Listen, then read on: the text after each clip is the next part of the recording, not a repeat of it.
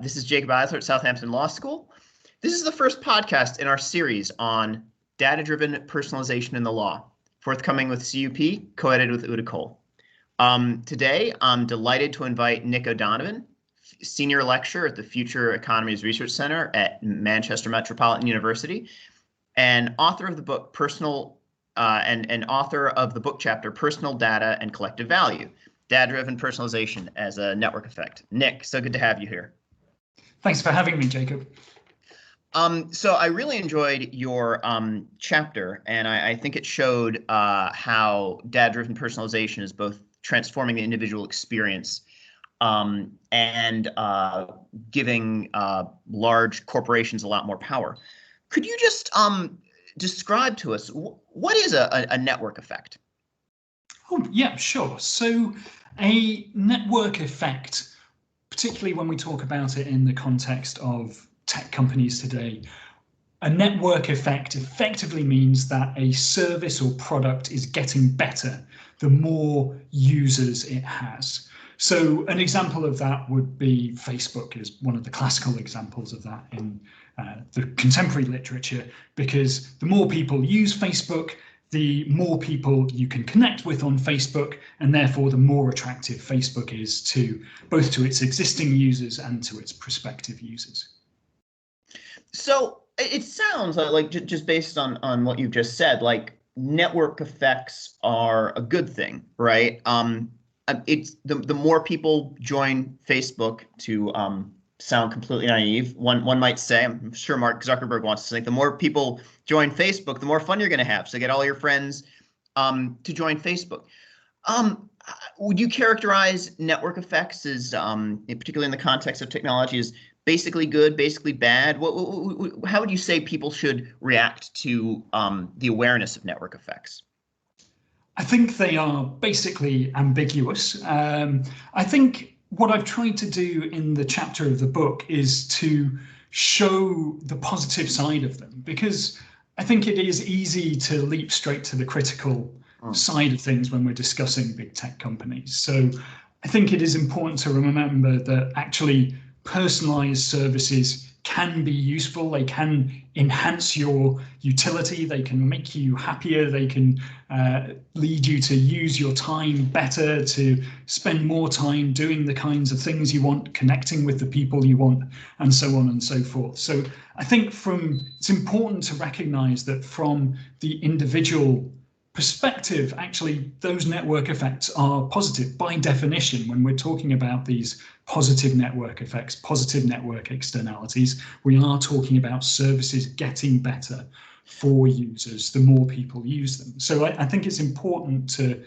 recognize that positive side of the equation, because that explains part of why these platforms are so attractive and do attract so many users. So can you just give maybe a couple more examples? And I'd be curious, why might people be worried about them? I think we can already see, I think, with a service like Facebook. I suppose Google would be another example of a service where a little more subtle. The more people use it, the better it becomes, because the smarter. Would that be right? The smarter it becomes. Facebook, we can see the more people join, the more people I connect with. Google, the more people use it, the smarter it gets, and this would starts to reach personalization. The smarter it gets at predicting what we want from searches. Would that be correct? Exactly. So we have those more conventional network effects where, with an organization like Facebook, with Instagram, with TikTok, it's quite obvious that the more people using that platform, the more attractive it's going to be.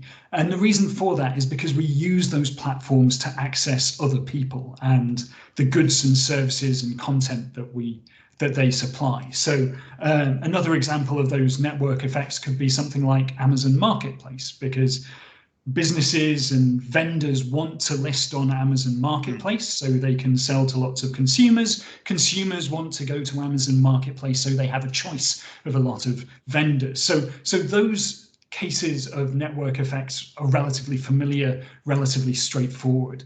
But actually, you're right. When we look at something like Google, or we also look at, say, recommender algorithms for Netflix or similar organizations like that, there is this other form of network effects. Another case where actually the value of the product to its users is potentially increasing the more users it has. So given that's our definition of network effects, you can see that actually any product that has an algorithm that gets smarter, that provides better recommendations to its users, whether it's recommendations of web pages in the case of Google search, or whether it's recommendations of films, TV series in the case of Netflix, or recommendations of the kind of tweets you might like, or Facebook content you might like as well. So these can overlap.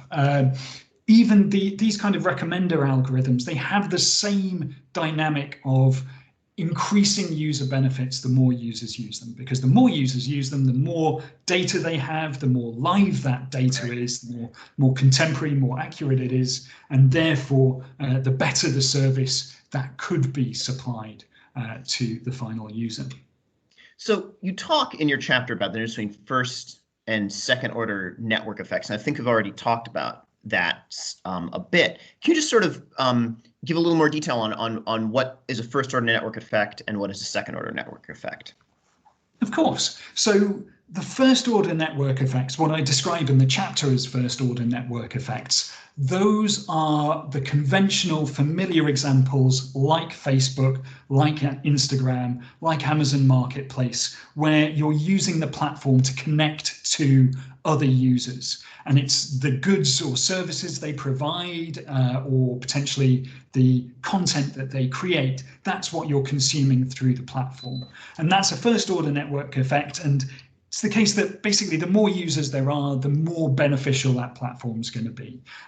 Every new user of that platform is going to enable all of the existing users to make another connection. So there's, if you like, an increasing returns dynamic. The bigger the platform gets, the bigger the benefit of additional users for other users.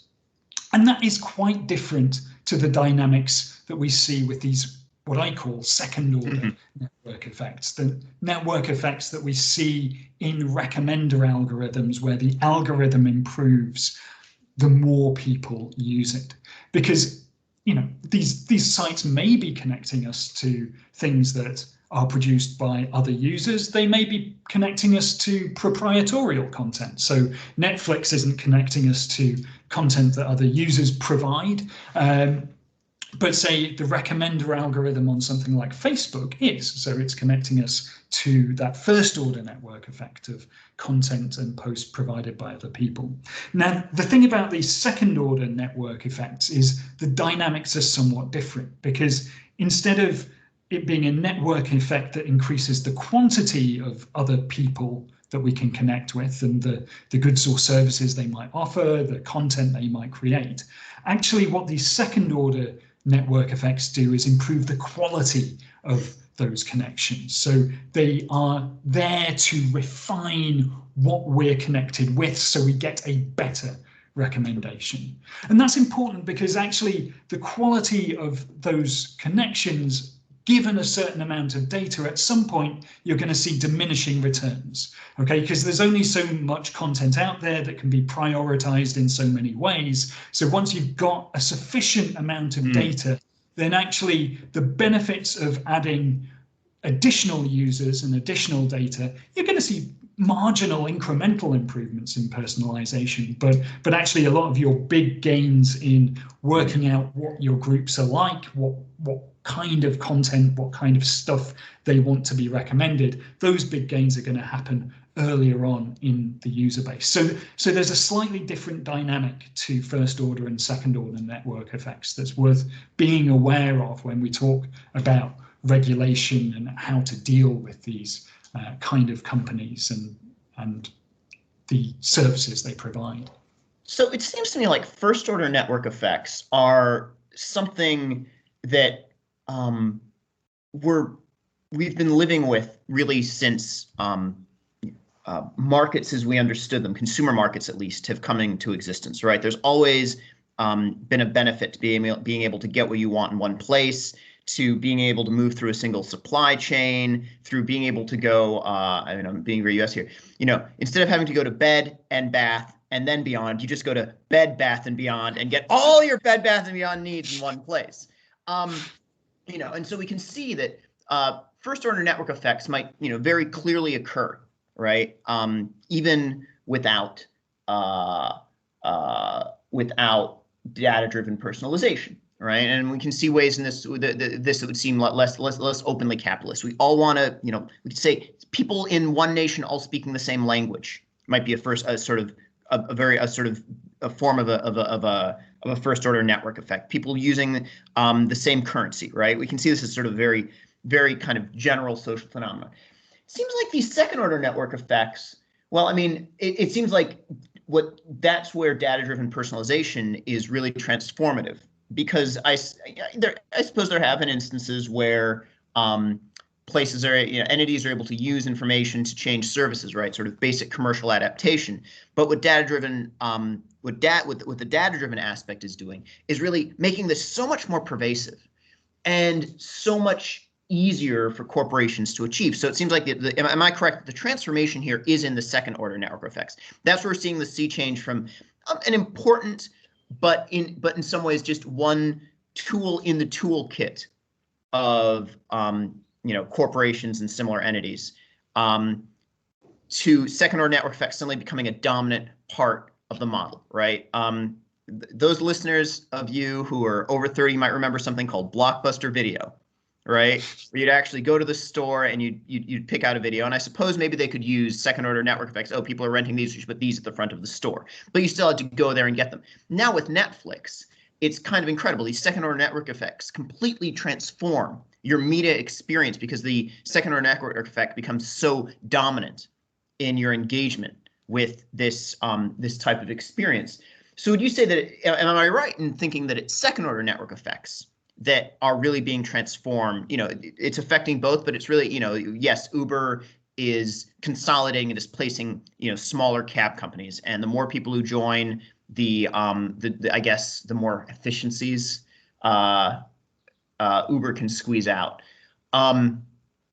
But it's really data-driven it's really the second order network effects that data-driven personalization is transforming. Am I right about that?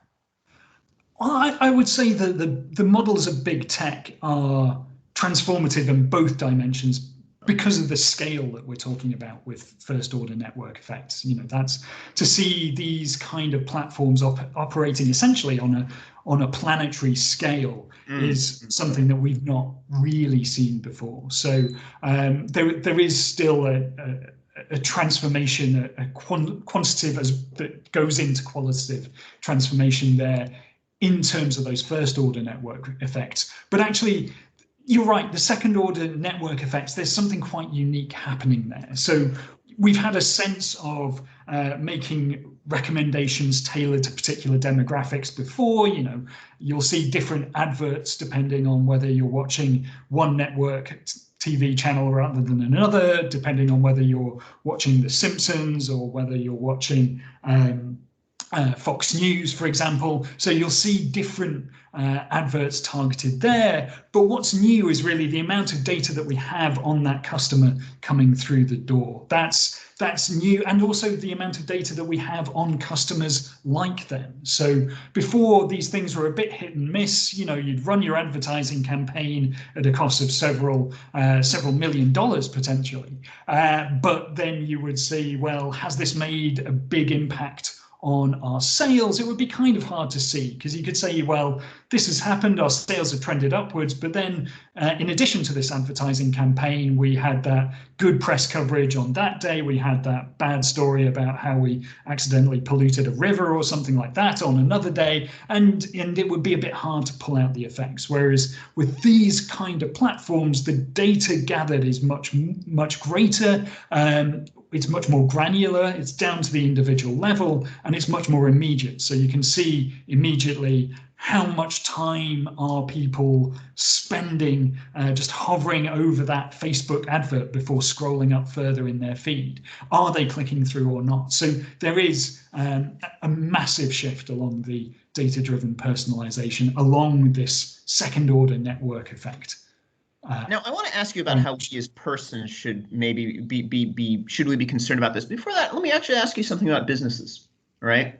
So it seems like data-driven personalization is, we can see how this is creating tremendous opportunities for businesses, but potentially raising concerns of monopoly, right? It takes that centralization inclination that is already present due to efficiencies in sort of capitalism, consumer markets, and makes it that much more intense.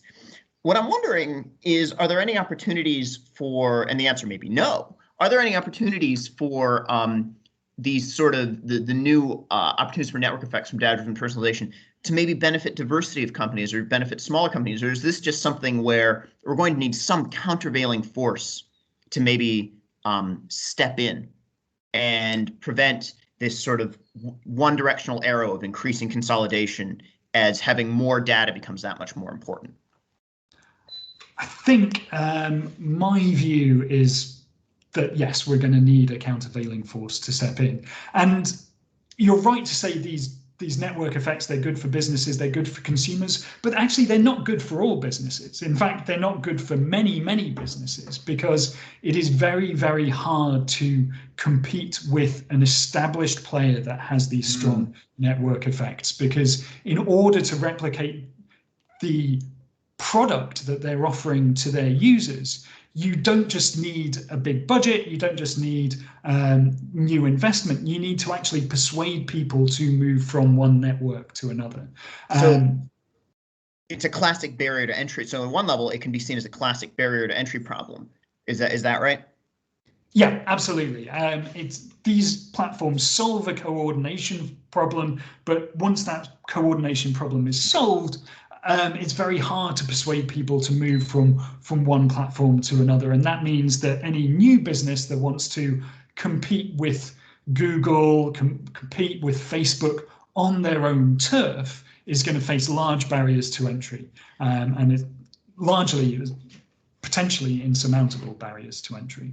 And this is where I guess the second order network effects are becoming transformative. It used to be, if you were a new business, yes, you had to compete on the first order network effect.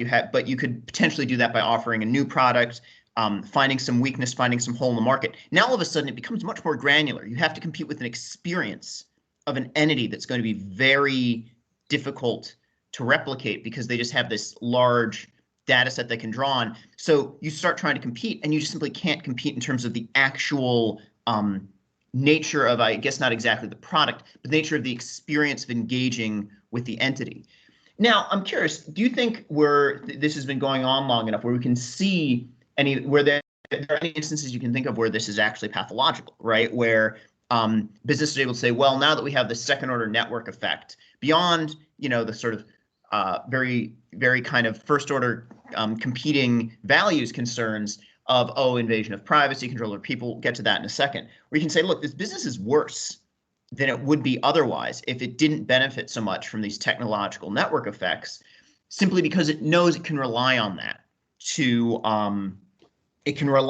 protect its market share, it can rely on that to sort of have this moat against competition. So it's actually offering a worse product than it would in the absence of this sort of data-driven second order network effect, because it knows nobody can really compete with it, right? At least nobody can compete with it readily, and no one can compete with it quickly. Can you, and maybe we're not at that point yet, but I'm curious, can you think of any industry sectors or any particular instances where the experience for persons in the world is getting worse, not merely because maybe they're being overpowered, but simply because this competition is becoming harder?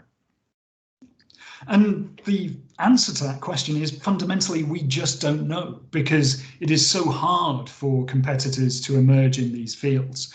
So where we see personalization being a core part of the product, when coupled with the first order network effects as well, I wouldn't want to ignore those, because I think they are a big part of the picture as well. But actually, these barriers to entry are so high that actually, as consumers, we don't know whether we could be getting a better service from, instead of Google, Gaggle, or whatever. Bing, it says something that Bing.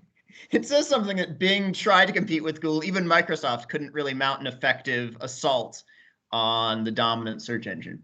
Okay, that's interesting. Now, I've been promising our viewers for a little while that I was going to talk about if they should be worried about it, or if they should just submit to the all-knowing second-order network effect. Um, how should consumers be worried? Should persons, citizens, right? Not just as consumers. Should persons as consumers, as citizens, as individuals, right? Should they be worried about how technology is transforming these network effects? Short answer is yes. The longer answer is because it's not actually clear that where we have businesses that have these data-driven insights, data-driven personalization at their core, it's not clear that we are actually seeing the benefits of that network effect, because it is possible, and I talk about this in the chapter as well, it is possible for businesses to take this data and say, you know what, instead of maximizing user experience, instead of giving you the options, the matches that are going to make you happiest. There's another question about philosophically how would we measure that, but let's say for the sake of argument that we can measure it, given that we control what you're looking at, we might actually start to use this data, start to use these insights for things that are not aimed at making you happiest. Maybe they're aimed at simply making us more money. So I'm going to give you adverts, I'm going to give you options that actually, they're not the best product, they're not the best service, they're not the best service for you. They're just things that we're being paid the most to host. Their adverts, they're being paid the most to host. Their products we're selling that we're going to make the highest margin on. So there's this dual, double-edged character to these personalization effects. When we talk about them as a network effect, we're talking about them as the service getting better the more users there are. And that can happen.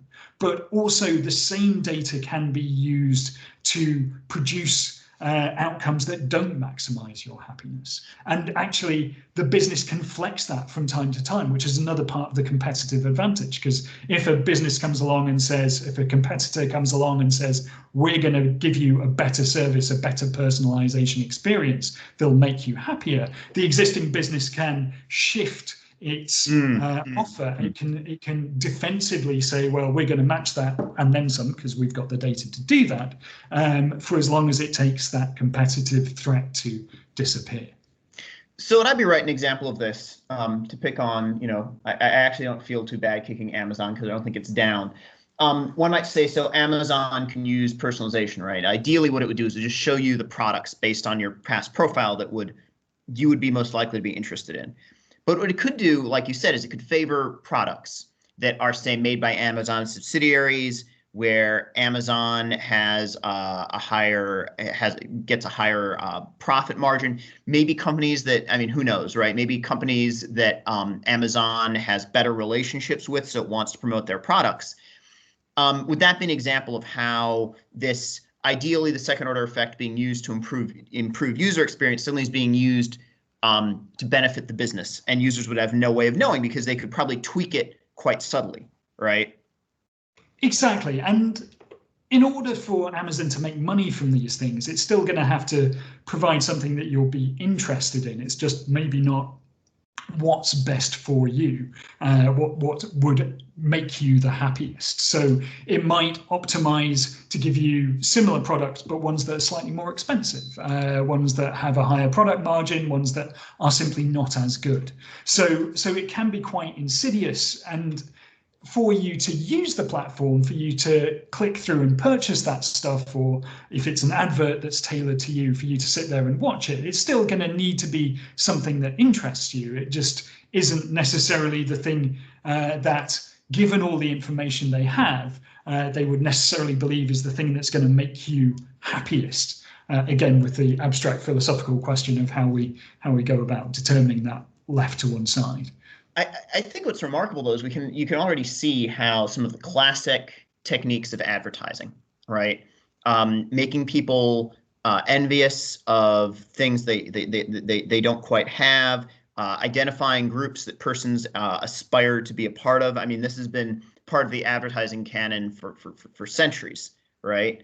And I think can produce a lot of backlash because it can become quite pathological, right? You show, and this is not new to technology, new to the internet necessarily, right? You show someone a picture of products with, and you slice the market segments where you're trying to identify them with a particular feature they want to be. People who are more beautiful, people who are part of an in group or the cool crowd, right? I guess what's suddenly happening with these second-order network effects is that process is becoming so much more intense. It's simultaneously becoming much more intense because they can slice it much more finely and slice it in an adaptive manner. And maybe it's also becoming harder to pick out. It used to be you could look at a magazine and be like, all right, this is the sort of group that this advertisement is targeting. It's in print, it's stable, we can identify what they're doing. Suddenly, with these second-order network effects, the company can always back off and say, look, the fact that you're I'll use an example. You're desperate. We know based on your previous search histories, you love watching Legally Blonde on Netflix. We got that information. You bought all these who's the guy who wrote novels, wrote The Firm, right? You bought all these, or one out, Scott Turow. You bought all these Scott Turow novels, who writes about what it's like to be a lawyer, right? We know you want to be a lawyer. We're now giving you products that would encourage you, sort of books on how to apply to law school. We know we're sort of taking you down that road, and it becomes much harder to say no. You're engaged in some sort of exploitative exercise of maybe targeting people who don't want to be lawyers. We know that you're targeting people who probably can't afford to go to law school. This is, I guess, a U.S. problem where education is more expensive. You're targeting people who can't afford to go to law school, but who have real hopes for it. We know you're hitting these particular traits. Suddenly, because it's personalized, it becomes much harder to pull that out. And because the algorithm is working on its own, the algorithm has some independence to it. It becomes much harder to identify when a corporation is doing so in sort of bad faith, because the algorithm isn't being designed by anyone for any particular user. It's just sort of making these associations and then deploying them. So it seems as though with second order network effects, organizations always have the defense of, we didn't plan this, right? We didn't have some group that we were trying to exploit, which you might, under old school types of appeals like this, you might say, well, no, this was an appeal to a particular racial group, or appeal to a group that had particular features or vulnerabilities. It's suddenly, all we did was build the algorithm, man, and all the algorithm does is try and make sure people get what they want the most. You're like, and then maybe you could say, well, but you tweaked it here, you modified it there, you pushed it in that direction, and it's going to be much harder to easily identify when they're doing things that are malign. Is that fair? As one of the, I guess it's not even a risk, because it almost, like the change itself, it occurs at a higher order of abstraction. Is that the pattern that we might see with data-driven appeals like this, the data-driven use of second order network effects? I mean, we'll certainly see that defense from corporations. Again, it varies a little bit from context to context, because it may simply be that you've got an advertiser who really wants to push their message, and then actually you can have quite an iterative process where you're effectively sharing the feedback from the iteration. I'm thinking of political advertising, for example. You can see which adverts are effective, and then if the advertiser's paying you enough, then you'll probably say, well, you should roll out this group, this advert to this demographic, this advert to another. So, and then again, I say you, but it's often quite automated, those insights. It's not a person who is mediating that. It's actually simply the user interface and the data that's underlying that's mediating that. So I think there is a sort of lack of human intervention in there, which does add to plausible deniability. But they're set up to make money, and capitalism is in some respects set up to make money a morally neutral way, or at least certain forms of capitalism are. Well, first order, so a lot to unpack there. Actually, it's interesting because sort of first order neutral, and that all it's trying to do is make money. Sort of whether or not that, and then, sort of the logic of capitalism is alienating in the sense that it doesn't really care about other values, right? And one could say maybe the same about second order network effects. We just put them out there, let them run wild. And the algorithm makes that easier because there's less first order human intervention. We can just say, look, all we told the algorithm to do was maximize our profit. And that's actually good because, classic Adam Smith, this is good for the user because we want them to have the best experience because that means they pay more money to us.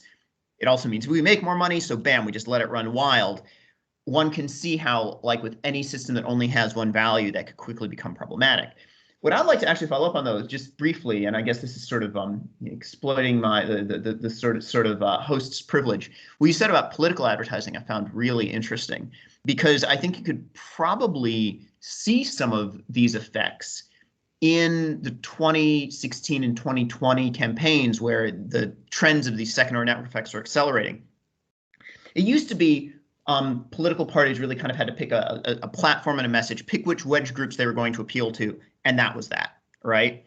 Now suddenly, because so much of this is happening through kind of the internet, you can slice what people are exposed to in much more subtle ways. It's like, wow, most people who want higher taxes also happen to be pro-choice, right? But suddenly we've realized that there's this other unusual kind of part of the Venn diagram of people who want higher taxes but are anti-abortion. We can suddenly start to kind of piece that together, start to send them personalized messages by exploiting, and those are two random things that might have a correlation that I identified. We can imagine the entire constellation, right? And I think this is one of the things we saw in some of the recent campaigns, and also with concerns about meddling, right? Where foreign entities, we're sort of, or maybe entities that wouldn't want participating in politics, able to exploit this second order network effect, gain a huge amount of information about people, and then send out very targeted advertisements to pull people in a particular direction to get a particular thing from them. Particularly if it's someone who's we don't want involved in politics, might be get them not to vote, right? And so you could see how this gives a lot more power than the standard appeals to persons in the consumer context, but also in the political context, where you sort of had to pick a message and then stay on message. Suddenly now, you don't really need to worry about staying on message. You just need to have some data set and maybe know which variables you need to tweak, which you can then, of course, experiment with to achieve the effect that you want. So you can imagine politicians, for example, to make it a little less conspiracy theory malign, you can imagine politicians saying, right, with voters who have these characteristics, emphasize these parts of the platform when they're on Facebook. Send them ads that emphasize that we are pro-business, right? For people who care about this other thing, though, send them parts of the platform that emphasize we support religious liberties. If we're pro-business, pro-religious liberty party. I wonder who I could be referring to in the U.S. And you say, well, these are two different groups. Some people only have one of these attributes. Emphasize that attribute when we buy political advertising.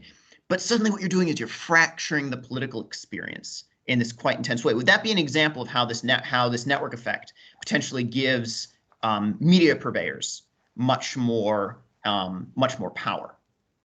Absolutely, and it's a good example of where actually the idea of this being a beneficial thing for the user, where you're trying to match them up with the product that best suits them, that veil slips entirely, because actually the product is the same. Whether the product's Trump or Biden, the party platform is the same. It's the same candidate, right? It's just you're showing them a different side of them. So the idea that this is about matching up the user's interest disappears entirely. And there's a commercial analog to that too, because you can be selling the same box of cornflakes or whatever to different demographics, and you're selling different images about that product to different groups. One maybe sort of showing cornflakes as a wholesome family product, another as an edgy, or drinking beer in the morning kind of product, spiking their cornflakes with liquor, that kind of thing. And the product is the same. So here, personalization stops being about the match of the user to the item and starts being about, well, actually, we're going to sell this thing, irrespective of our view, our algorithm's view of whether the person wants it, whether the person will benefit from it. It's all about selling the one product to different audiences. And there, the idea that this is about maximizing individual utility starts to look a little suspect, to say the least. It's interesting because you can start to see how once an entity has that data set and has sort of entrenched itself as and it's specifically because first and second order network effects obviously come together, right? If you're the more powerful entity, you're probably or the more popular, well-established entity with more users, the first order network effect, you're also going to have more data, so you're sort of doubly entrenched there. Once you're in the position to do that, you can then sort of in ways that might seem quite subtle, or a single person would have a lot of trouble picking up on. You can start to tilt people in a particular direction. So you can imagine, to kick our favorite boogeyman, you can imagine Amazon starting off by simply offering people those products, like, wow, I'm using Amazon because they always know exactly what I want. People come to trust Amazon. Then Amazon says, okay, this person's probably doing most of their shopping with us. So now what we can do is, instead of having to show them what we think they want, we show them what we want them to buy. And we actually want to sort of push only these 5 products. But not only do we push these 5 products, we tailor our advertisements to push these aspects of the 5 products that we want to sell. And because the person doesn't have a ton of alternatives, because Amazon has so much power as a first order network effect, and because they've come to trust Amazon because of its personalized recommendations, the second order network effect, suddenly you have an enormous amount of power to push people in a particular direction from these powerful entities. And because the barrier to entry is higher, getting access to alternatives is going to be harder as well. So exactly.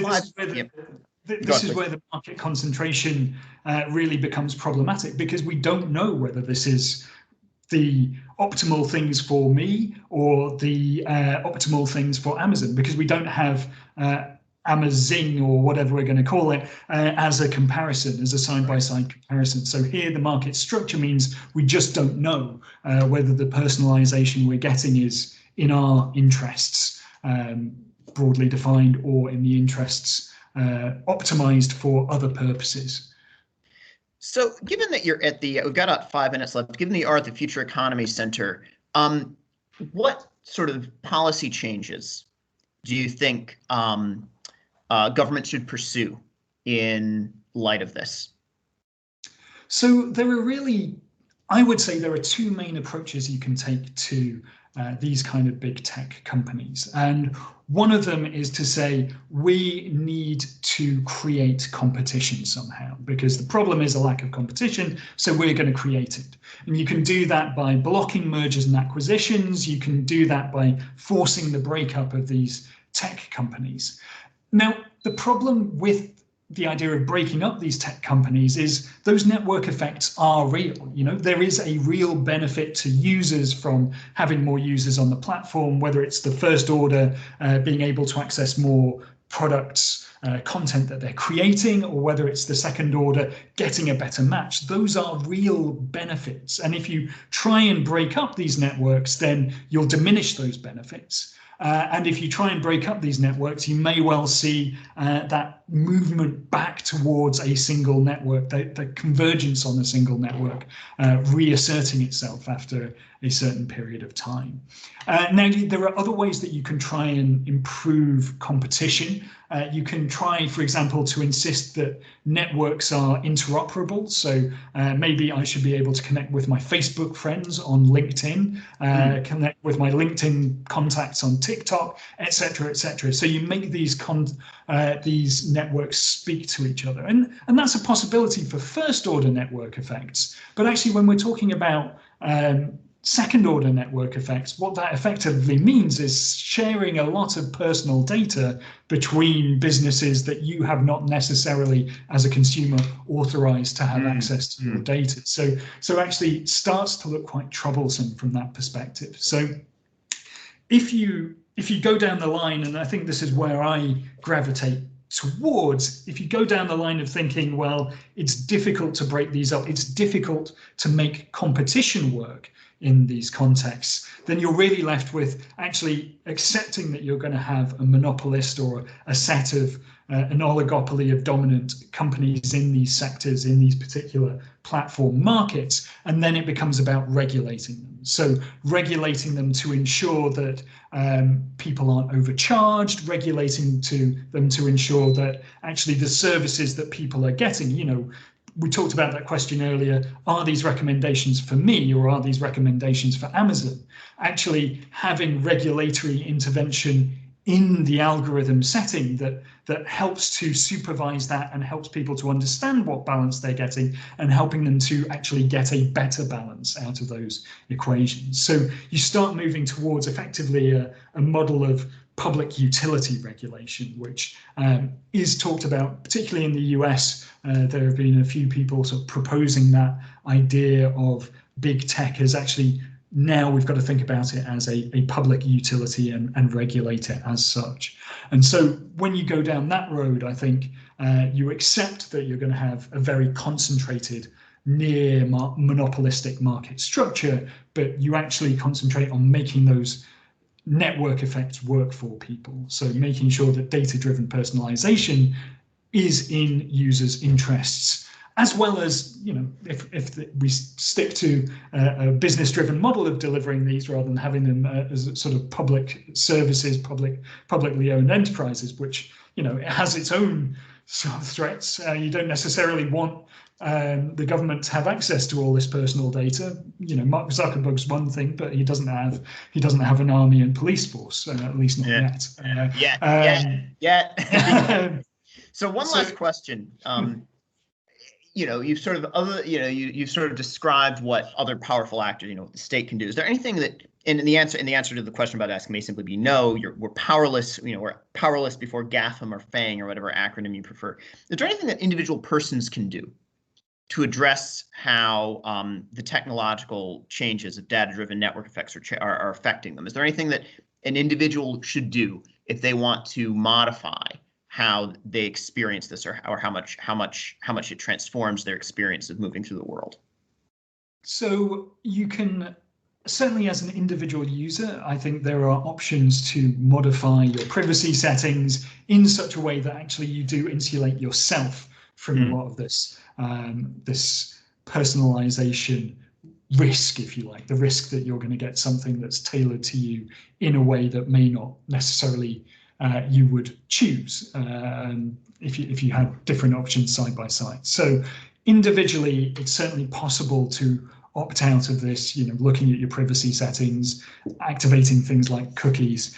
But to be honest, that's always looks certainly at the minute that's likely to be a niche pursuit. So you can save yourself maybe, but you're unlikely to be able to transform the structure of the market and save the world. I guess the problem is because we don't know when it's benefiting the system, when it's benefiting you. You sort of run everything anonymously. You never say, you're actually losing the benefits of personalization instead of just protecting yourself. So you can make a choice, but there's no way. It's very difficult, I guess, for all sorts of reasons, partly because of the opacity of the algorithm, at least at a first order level, and partly just because of the power of the other entity. It's very difficult to be granular and say, I want these benefits, but not those benefits. But I guess people at least can try to make choices in some way in how they engage with these interfaces.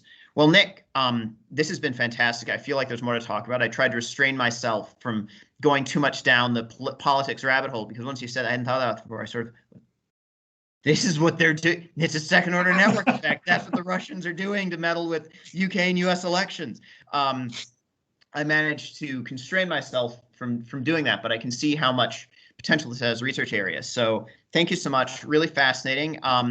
So thanks so much to Nick from at the Future Economies Research Center at Manchester Metropolitan University. And just a reminder, If you want to read more about Nick's research and some other great perspectives on data-driven personalization, Data-Driven Personalization in Markets, Politics, and Law will be forthcoming summer 2021 from Cambridge University Press, co-edited by myself, Jacob Eisler, and Uta Kohl. Thanks so much, everyone, and I hope you enjoyed this.